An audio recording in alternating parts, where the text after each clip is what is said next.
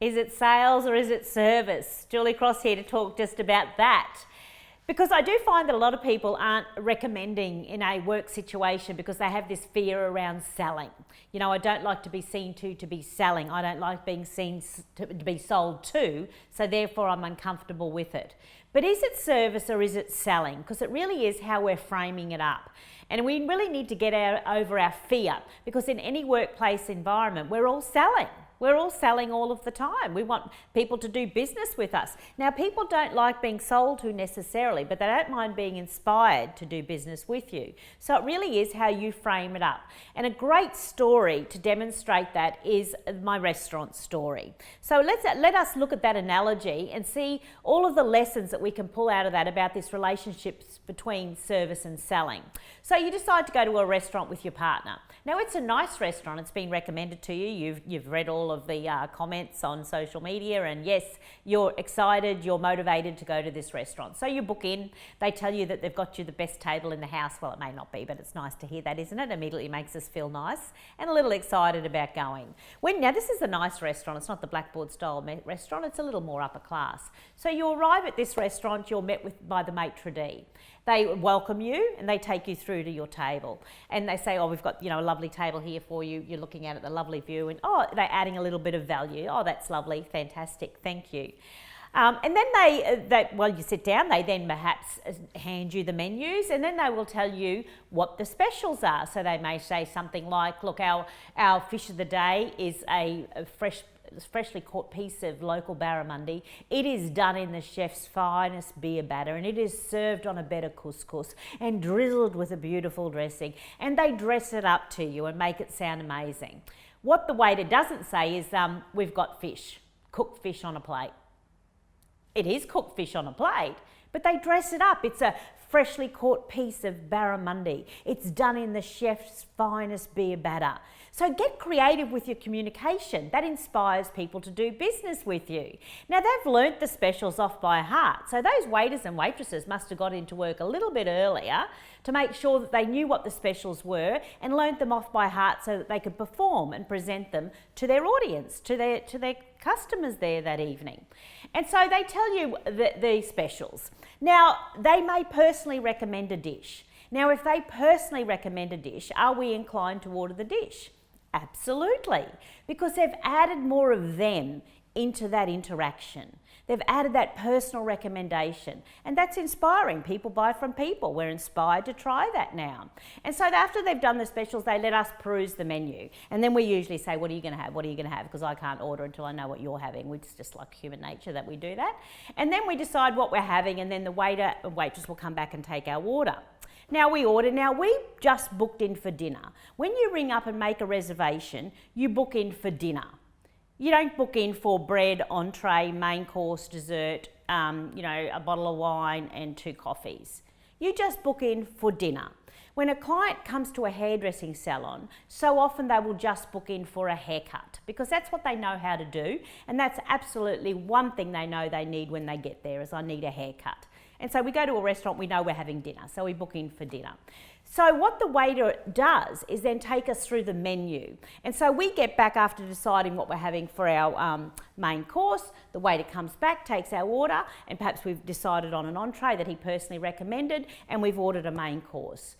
The next thing the waiter will always do, if we haven't asked for it, is say something like, well, while you're waiting for your entree, would you like to try the chef's honey and herb bread? Or we've got freshly cooked pumpkin damper as well, which is really beautiful. Now, at that moment, you don't feel inclined to get up, smack him in the face and say, don't try and sell me bread. I see what you're up to and it's making me uncomfortable. No, you just say no thanks or yes please. And mostly we say yes please, let's try the pumpkin damper.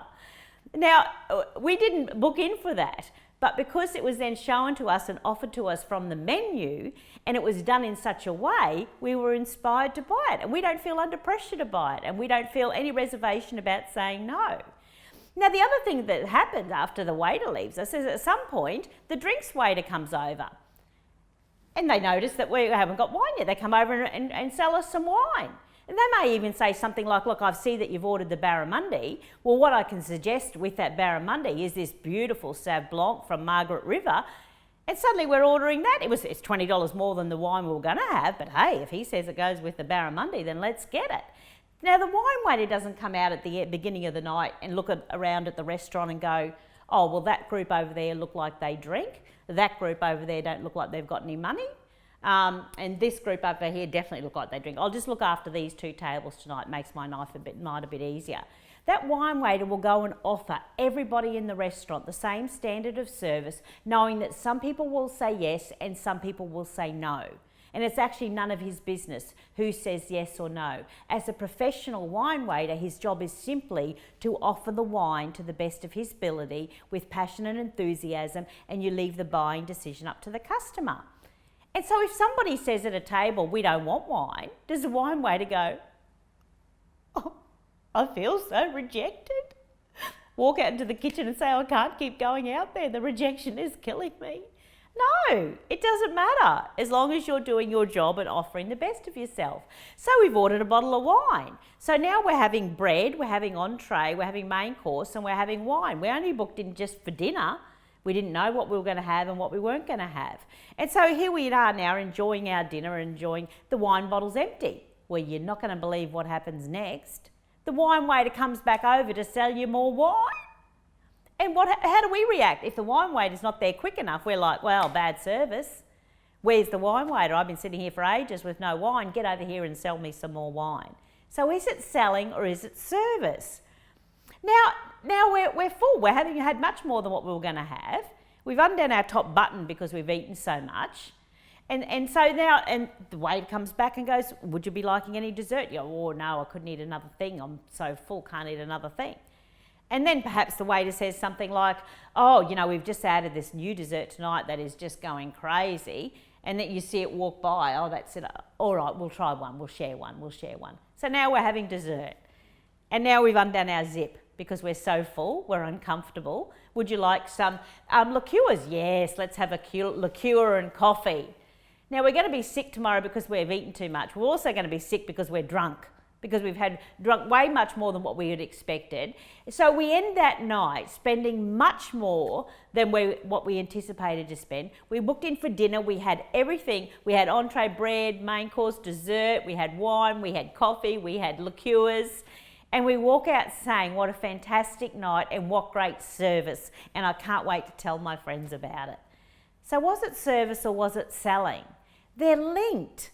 They're linked together. And if you are giving great service, then I never feel like I'm being sold to.